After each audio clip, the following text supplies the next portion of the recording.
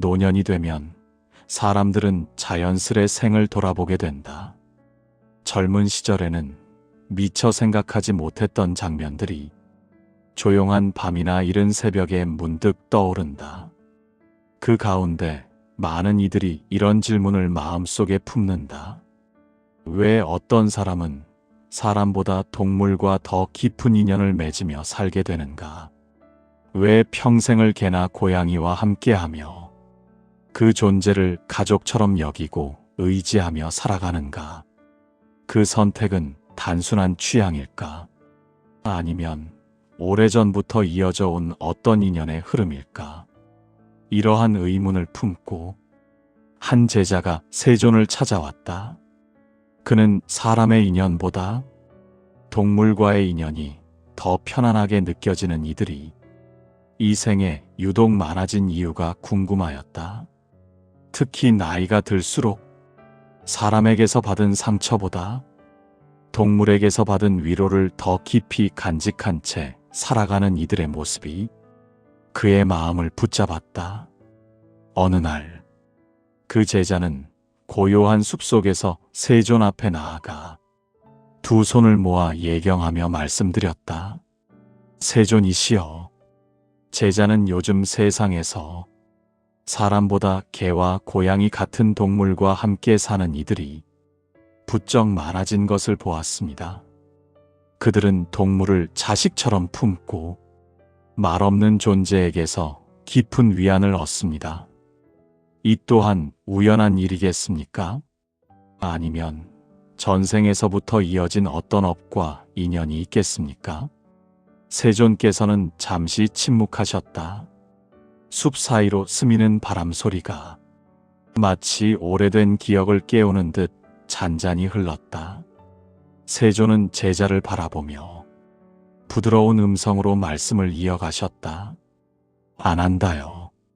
사람이 이 생에서 어떤 존재와 함께 살아가는지는 결코 우연으로 정해지지 않는다. 말없는 짐승과 깊은 인연을 맺는 이들 또한 그들 나름의 원인과 흐름이 있다. 다만 그것을 선악으로 단정할 수는 없으며 그 안에는 자비와 빚짐과 보살핌의 기억이 함께 얽혀 있다. 안 한다는 더욱 몸을 낮추어 다시 공경히 여쭈었다. 세존이시여, 제자는 그 업의 모습이 어떠한 모습으로 쌓여왔는지 알고 싶습니다. 그리고 그 인연이 이 생에서 어떤 깨달음으로 이어지는지도 배우고자 합니다. 세존께서는 고개를 끄덕이셨다. 그리고 아주 오래전 한 수행자의 이야기를 들려주시기 시작하셨다. 그 이야기는 사람과 짐승 사이의 경계를 넘어 연민과 책임이 어떻게 업이 되는지를 보여주는 이야기였다. 이제부터 이어질 말씀은 동물을 키우는 이들을 꾸짖기 위함이 아니라 그 인연의 깊이를 비추어 자신의 마음을 돌아보게 하기 위함이다. 특히 인생의 후반부에 서 있는 이들이 자신의 삶을 부드럽게 정리하는데 작은 등불이 되기를 바라는 이야기였다. 세존께서는 안한다를 바라보시며 천천히 이야기를 시작하셨다. 안한다요. 아주 먼 옛날 한 마을에 이름 없는 사내가 살고 있었다. 그는 사람들과 어울리는데 서툴렀고 말 한마디에도 마음이 쉽게 상처받았다. 그러나 말 없는 짐승을 대할 때만큼은 그 누구보다도 온화한 얼굴을 지녔다. 그 사내는 젊은 시절 가난 속에서도 길 잃은 개를 거두었고 굶주린 고양이를 외면하지 않았다. 사람들은 그를 어리석다 여겼다. 자기 먹을 것도 부족한 처지에 짐승을 돌본다는 이유였다. 그러나 그 사내의 마음 속에는 사람에게서 받지 못한 신뢰와 온기를 짐승에게서 느꼈던 오래된 기억이 잠들어 있었다. 그 기억은 이 생의 것이 아니었다. 안한다는 조심스럽게 여쭈었다. 세존이시여, 그 기억은 전생에서 비롯된 것입니까? 세존께서는 고개를 끄덕이셨다. 그렇다 안 한다요. 그 사내는 전생에 말없는 존재에게 큰 빚을 진 사람이었다. 그는 전생에서 힘을 가진 인간의 몸으로 태어나 짐승을 부리며 살았다. 짐승은 말하지 못했지만 그의 삶을 대신 짊어지고 그의 안락함을 위해 희생하였다. 그러나 그는 그것을 당연하게 여겼다. 연민은 있었으나 책임은 다하지 못했다. 그 마음의 무게가 업으로 남아 흘러온 것이다. 안 한다는 숨을 고르며 다시 여쭈었다. 세존이시여, 그렇다면 이 생에서 동물을 돌보는 삶은 벌을 받는 삶입니까? 세존께서는 부드럽게 미소 지으셨다. 안 한다요. 업은 벌로만 돌아오지 않는다. 깨닫고 갚을 기회를 함께 데리고 온다. 그 사내는 이 생에서 짐승을 돌보며 살도록 인연이 이어졌고 그 돌봄 속에서 자신도 함께 치유받고 있었다. 짐승은 말이 없으나 원망도 적고 조건도 요구하지 않는다. 그저 곁에 있어주는 것만으로 마음을 다독인다. 이것이 바로 사람에게 상처받은 이들이 짐승 곁에서 오래 머무는 이유다. 안 한다는 고개를 숙였다. 세존이시여, 요즘 노년의 사람들이 사람보다 동물을 더 신뢰하는 이유도 이와 같은 업의 흐름입니까? 세존께서는 잠시 숲을 바라보시며 말씀을 이어가셨다. 안 한다요. 노년은 감추어 두었던 마음의 결이 드러나는 시기다. 젊은 날 억지로 맞추어 살았던 인연은 힘을 잃고 본래 편안했던 인연만 남는다. 사람에게 받은 배신, 말로 남은 상처, 기대가 꺾인 기억들은 노년에 더욱 선명해진다. 그때 말 없는 존재는 다시금 옛 인연의 문을 연다. 개와 고양이를 돌보는 노인들 가운데에는 전생에서 보호받지 못한 존재였거나 보호해야 할 책임을 다하지 못했던 이들이 있다. 이 생에서 그들은 돌봄을 통해 마음의 빚을 갚고 자신 또한 위로받는다. 안 한다는 깊은 숨을 들이쉬며 마음속에서 무언가가 풀리는 것을 느꼈다. 세존이시여, 그렇다면 동물을 사랑하는 삶은 결코 가벼운 인연이 아니군요. 세존께서는 고개를 끄덕이시며 조용히 말씀하셨다. 안 한다요. 짐승과의 인연은 자비를 배우는 마지막 학교와도 같다. 말로 설득할 수 없고 강요로 바꿀 수 없는 존재 앞에서 사람은 비로소 자신의 본 모습을 마주하게 된다. 이어서 세존께서는 또 다른 이야기를 들려주시려 하셨다. 이번에는 동물을 통해 자신의 성정을 닦아 업의 방향을 바꾼 노인의 이야기였다. 그 이야기는 안 한다의 마음을 더욱 깊은 깨달음으로 이끌게 될 것이었다. 세존께서는 잠시 말을 멈추셨다. 안 한다는 숨을 고르며 말씀을 기다렸다. 숲의 공기는 고요했고 그 고요 속에서 세존의 말씀은 더욱 또렷이 가슴에 스며들었다. 세존께서는 다시 입을 여셨다. 안 한다요. 또 다른 노인의 이야기를 들려주겠다. 그 노인은 평생을 부지런히 살았다. 자식도 키우고 일도 놓지 않았으며 겉으로 보기에 큰 흠은 없었다.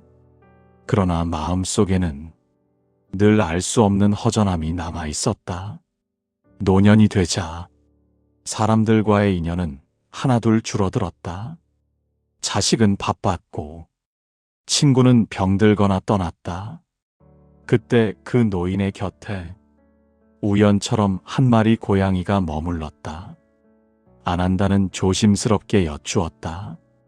세존이시여, 그 노인은 왜 고양이를 외면하지 않았습니까? 세존께서는 부드럽게 말씀하셨다. 안 한다요. 그 노인은 전생에 힘없는 존재의 울음에 귀를 닫고 살았던 사람이었다. 직접 해치지는 않았으나 외면하는 선택을 반복하였다. 그 외면이 업이 되어 이 생에서는 말없는 존재의 눈빛에 마음이 흔들리도록 인연이 이어진 것이다. 노인은 고양이를 돌보며 처음으로 아무데가 없는 돌봄을 경험했다. 말을 알아듣지 못해도 마음이 전해진다는 것을 배웠다. 그 과정에서 자신이 얼마나 많은 생을 스쳐 지나왔는지를 비로소 깨닫게 되었다. 안 한다는 고개를 숙이며 낮은 목소리로 말씀드렸다. 세존이시여, 그렇다면 동물을 키우는 사람들 모두가 무거운 업을 지닌 것입니까? 세존께서는 고개를 저으셨다. 안 한다요. 업에는 무거움만 있는 것이 아니다. 업에는 방향이 있다. 동물을 학대하며 쌓은 업은 고통으로 되돌아오지만 동물을 보살피며 푸는 업은 마음을 가볍게 한다. 특히 노년에 동물을 돌보는 삶은 이미 업을 깨닫고 정리하는 단계에 들어섰다는 신호이기도 하다. 그들은 지배가 아닌 동행을 배우고 소유가 아닌 책임을 배운다. 안 한다는 잠시 생각에 잠겼다. 그리고 다시 여쭈었다. 세존이시여, 요즘 사람들 가운데에는 사람보다 동물을 더 신뢰하며 사람과의 인연을 멀리하는 이들도 있습니다. 이 또한 바른 길입니까? 세존께서는 차분히 말씀하셨다. 안 한다요. 피하는 마음으로 짐승을 대하면 그 또한 집착이 된다. 그러나 상처를 보듬기 위한 쉼이라면 그 인연은 허물이 아니다. 동물은 사람을 대신하는 존재가 아니라 사람의 마음을 비추는 거울일 뿐이다. 짐승 곁에서 자비를 배우되 사람에 대한 연을 완전히 끊어서는 안 된다. 업을 푸는 삶은 도망치는 삶이 아니라 조금 더 부드러워지는 삶이다. 안 한다는 깊이 고개를 숙였다. 세존의 말씀은 동물을 키우는 삶을 미화하지도 폄하하지도 않았다.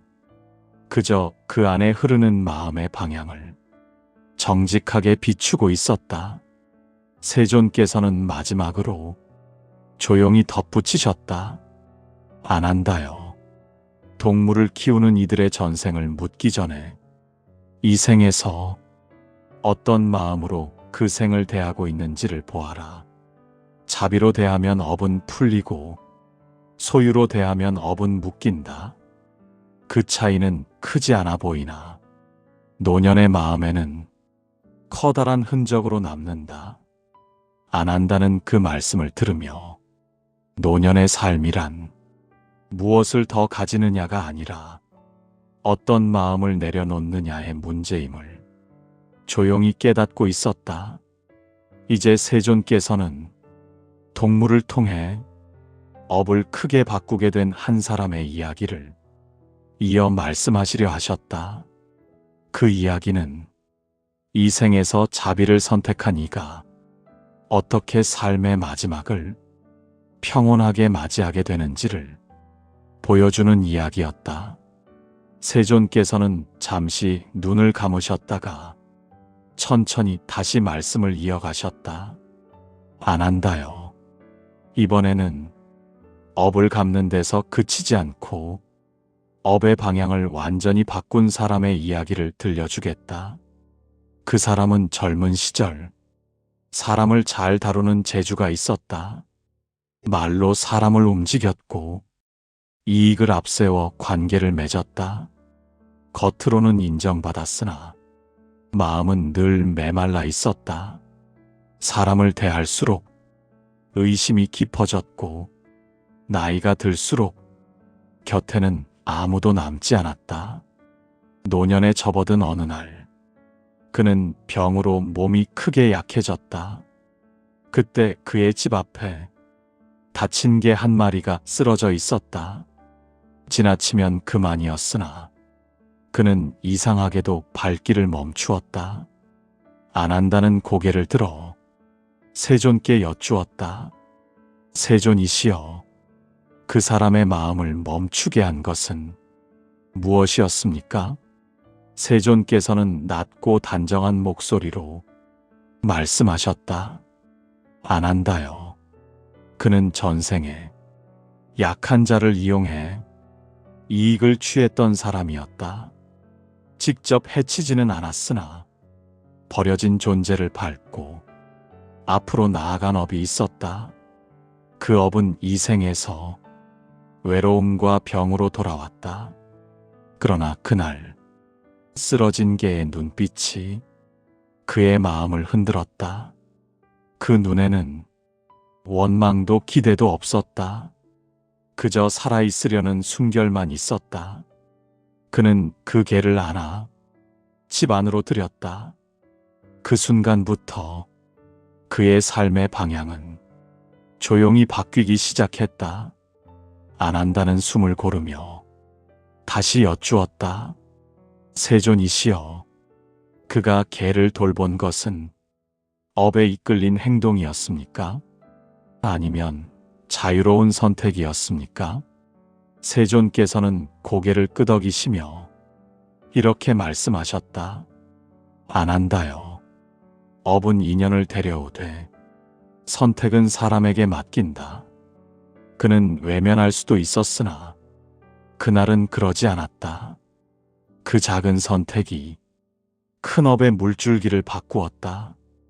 그는 개를 돌보며 처음으로 누군가를 이용하지 않는 돌봄을 배웠다.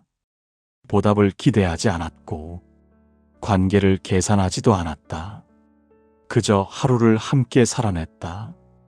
그 개는 말하지 않았지만 그의 손길에 조용히 몸을 맡겼다. 그 신뢰는 사람에게서 한 번도 받아보지 못한 것이었다. 안 한다는 그 대목에서 가슴이 먹먹해졌다. 세존이시여, 그렇다면 동물과의 인연은 사람을 다시 사람답게 만드는 길입니까?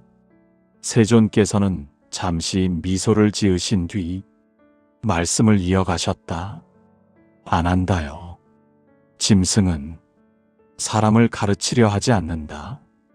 그러나 사람은 짐승 곁에서 자신의 거친 마음을 본다. 그 마음을 알아차릴 때 업은 풀리기 시작한다. 그 노인은 개와 함께 지내며 자신이 얼마나 많은 관계를 이익으로만 재단해 왔는지 깨달았다. 그리고 노년의 시간 동안 처음으로 사과하지 않아도 되는 관계를 경험했다. 안 한다는 고개를 깊이 숙였다. 세존이시여, 요즘 많은 이들이 노년의 동물을 가족처럼 여기는 이유가 이 때문이겠군요. 세존께서는 고요히 말씀하셨다. 안 한다요. 노년은 더 이상 속일 수 없는 시기다. 짐승은 속일 수 없는 존재다. 그 앞에서 남는 것은 있는 그대로의 마음뿐이다. 그래서 어떤 이들은 동물 곁에서 비로소 자신을 내려놓고 업을 정리한다. 그것은 도피가 아니라 마지막 공부다. 세존께서는 이어서 말씀하실 준비를 하셨다. 세존께서는 안 한다를 바라보시며 조금 더 낮은 목소리로 말씀을 이어가셨다. 안 한다요.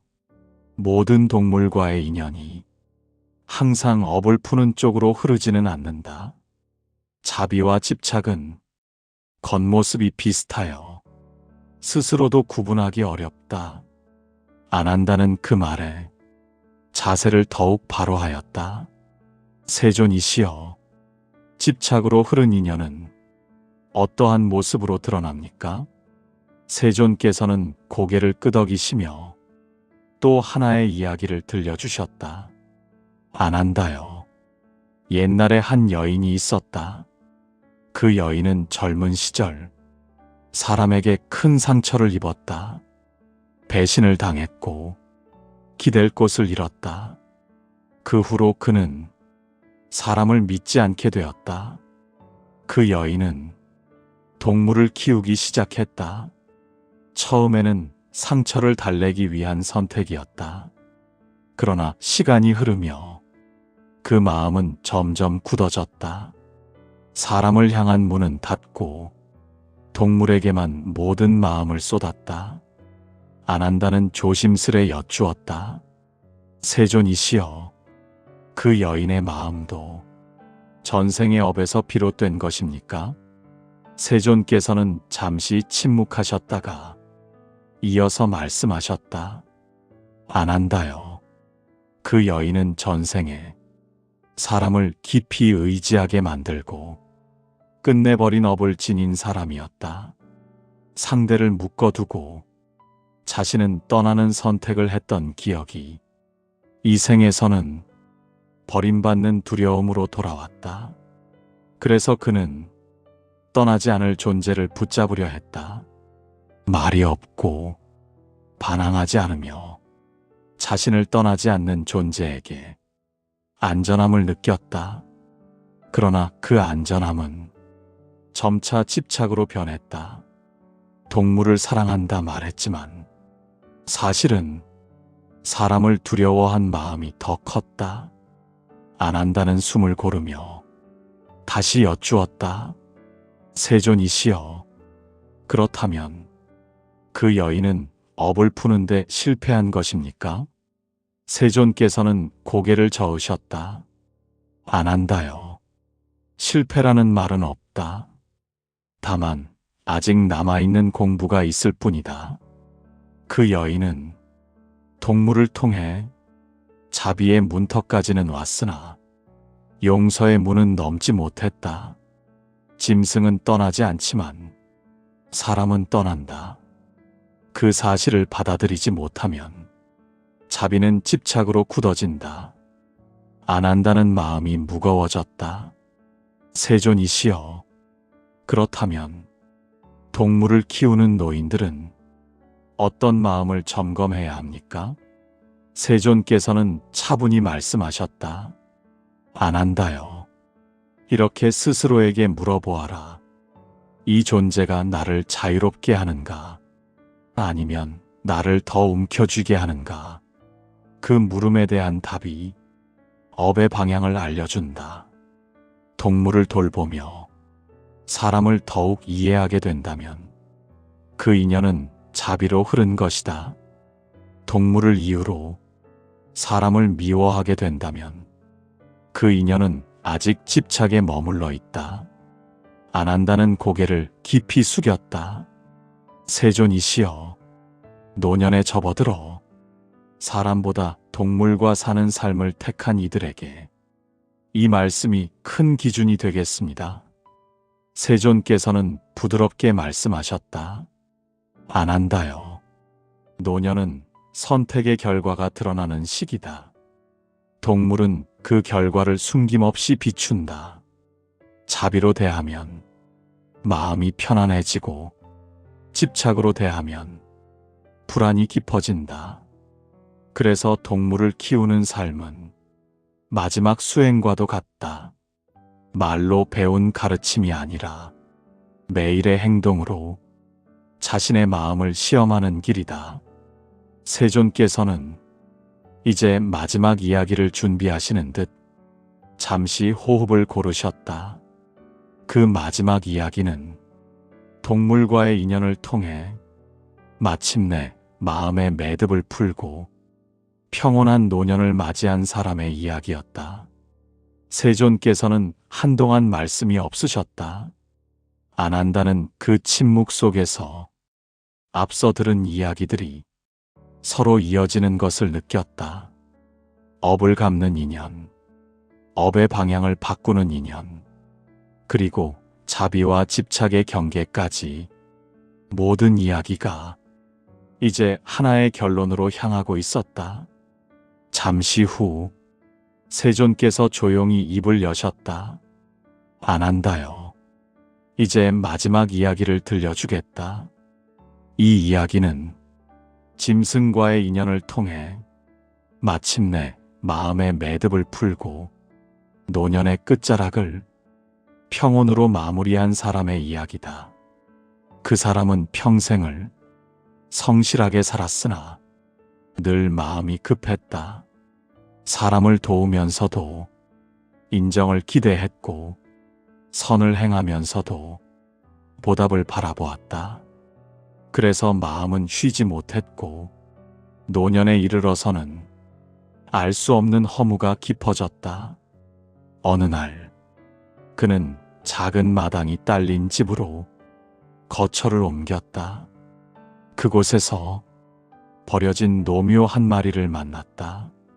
늙고 병든 고양이는 도망치지도 애교를 부리지도 않았다. 그저 그 자리에 조용히 앉아 있었다. 안 한다는 숨을 죽이고 말씀을 들었다. 세존께서는 이어 말씀하셨다. 안 한다요. 그 노인은 처음으로 아무 기대도 품지 않은 채 돌봄을 시작했다. 낫기를 바라지도 않았고 곁에 오래 남아주기를 강요하지도 않았다. 그저 하루를 함께 살았다. 고양이는 점점 마음을 열었으나 여전히 거리감을 유지했다. 그 노인은 그 거리를 존중했다. 그것이 자비임을 그는 그제야 알았다. 전생의 그 노인은 선을 행하면서도 사람의 마음을 묶어두었던 이였다. 돕는다는 이름으로 상대를 의존하게 만들었고 그 의존에서 자신의 가치를 확인했다. 그 업은 이 생에서 허무와 외로움으로 돌아왔다. 그러나 늙은 고양이와의 인연 속에서 그는 처음으로 놓아주는 사랑을 배웠다. 떠날 수도 있음을 늘 마음에 두었고 그래서 하루하루가 더 소중해졌다. 안 한다는 조심스럽게 여쭈었다. 세존이시여, 그 노인은 그 인연을 통해 무엇을 깨달았습니까? 세존께서는 차분히 답하셨다. 안 한다요. 그는 알게 되었다. 사랑이란 붙잡는 것이 아니라 머무를 수 있게 하는 것임을. 짐승은 말이 없으나 그 몸으로 그 가르침을 전한다. 노인은 고양이를 통해 사람에게도 같은 마음을 내기 시작했다. 기대하지 않고 비교하지 않고 서로의 삶을 존중했다. 그때부터 사람과의 인연도 조금씩 부드러워졌다. 고양이가 먼저 세상을 떠났을 때 노인은 크게 울지 않았다. 깊이 슬퍼했으나 원망하지 않았다. 함께한 시간이 이미 충분했음을 알았기 때문이다. 안 한다는 그 대목에서 가슴이 잔잔히 떨렸다.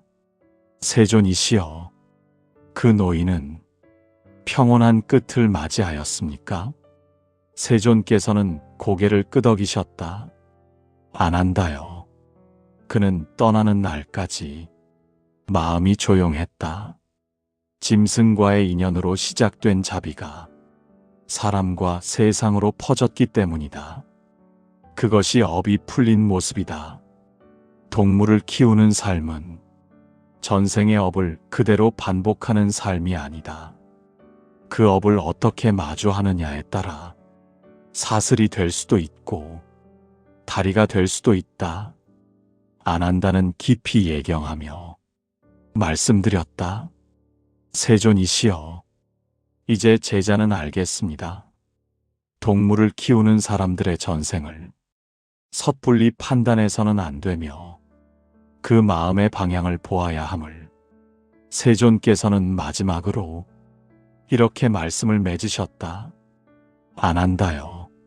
노년의 짐승과 함께하는 이들이여, 그 인연을 외로움의 대체로 삼지 말고 자비를 배우는 자리로 삼아라. 그러면 그 인연은 업을 묶는 끈이 아니라 업을 풀어주는 손길이 된다. 그 말씀은 숲속에 오래 머물며 아난다의 마음속 깊은 곳에 조용히 내려앉았다. 이제 남은 것은 그 깨달음을 각자의 삶으로 돌아가 어떻게 살아낼 것인가의 문제였다. 아난다는 세존 앞에 깊이 머리를 숙였다. 말씀 하나하나가 가르침이 아니라 삶 그 자체처럼 느껴졌기 때문이다. 세존께서는 마지막으로 조용히 말씀을 이어가셨다. 안 한다요. 사람들은 동물을 키우는 이들의 전생을 쉽게 단정하려 한다. 그러나 업은 겉모습으로 판단할 수 있는 것이 아니다.